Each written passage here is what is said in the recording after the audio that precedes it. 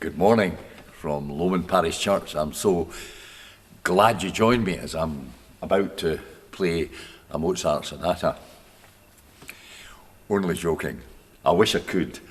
I love music. Both my mother and father were very musical, but it kind of missed me. It had skipped a couple of generations, and I'm grateful that our grandson Ben plays the piano, and our dear late friend Dr. Ian Miller first encouraged him to play this, and that encouragement is continued by his wife Sheila. Music is a wonderful thing. As I say, I just wish I could play, but I can't. Thanks for joining us at Lowman Parish Church this morning for the thought for the week. As I say, I have a great passion for music, but there's another passion I want to share with you today, and that is my passion for football. Love the game. And I want to tell you of one incident that involves the two great Glasgow clubs of Rangers and Celtic. It's important to know that Rangers are largely supported by people of the Protestant faith, and Celtic traditionally by the Catholics. On the 5th of March 1931, Rangers were playing Celtic at Ibrox Park. It was a fairly dull first half, but 5 minutes into the second half, an incident happened that has been etched in the minds and hearts of all those who love football. Sam English, the Rangers centre forward, was driving towards the Celtic goal, and Johnny Thompson, Celtic goalie, bravely came out and threw himself at the advancing forward, and both men fell to the ground. English slowly picked himself up.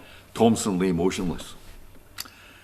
It was obvious that he was seriously ill, and so a stretcher was called for, and Thompson was rushed to Victoria Hospital. And at 9:31 p.m. on Saturday night, Johnny Thompson passed from this scene. He came from a Fifeshire village. He was a Protestant, playing in a largely Catholic team. He was a gifted goalie, and at age 23, had a great career in front of him. At the funeral service, the minister appealed to fans of both the great Glasgow clubs to consider their actions. The last sounds, he said, that Johnny Thompson heard as he lay dying on the Ibrox turf was the jeering of the Rangers fans. Then he continued, had it been a Rangers player lying injured, have no doubts about it at all, that he would have heard the baying and jeering of the Celtic fans. And so on that sad day, he appealed to the fans to consider their barbaric ways and practices. And sadly, very sadly, his words fell on deaf ears. And 92 years later, nothing much has changed. But that brave man tried to do his bit. Now and again, I say to you, it's important to stand up for what you believe. Usually at the end of November, we celebrate All Saints' Day. The history of the church has been lit up by the exploits of brave men and women who stood up and were counted. Dietrich Bonhoeffer was a brilliant man who could have lived out the war in peace and quiet, but chose instead to challenge the evils of Nazi Germany. He was placed in a concentration camp and eventually executed. His crime was simply to stand up for what he believed to be true. And for the minister at Johnny Thompson's funeral, there must have been a temptation to read the funeral service and to steer clear of controversy. And for those early Christians who faced the lions, it must have been easier just to say they were not followers of Jesus Christ.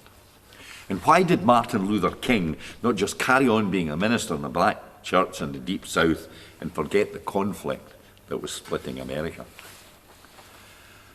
Jesus once suggested that there's a kind of reward for those of us who stand firm. It's not easy.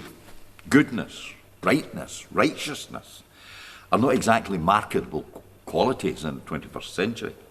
I mean, our tabloids build up those galoots that drink and curse and swear and womanize as if it's a virtue to behave like that. History has been changed by those people who are prepared to stand up and be counted for what they believe to be right. They are seldom shrinking violets. They're people of action and conviction. They're people who paint outside the lines and think outside the box. But they are people who make a lasting impression on others, and they deserve to be remembered. But I want to leave you with one thought.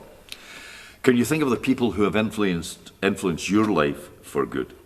It could be your parents, your grandparents, Boys Brigade, Scout or Youth Club leader, a teacher, a neighbour, whatever. But you know there are people in your lives that have made you the person you are today. And in some ways, they too were saints. Let's remember them, even today, and be grateful for how they've influenced our life for the better. Again, thank you for listening to me, and God bless you. Just as I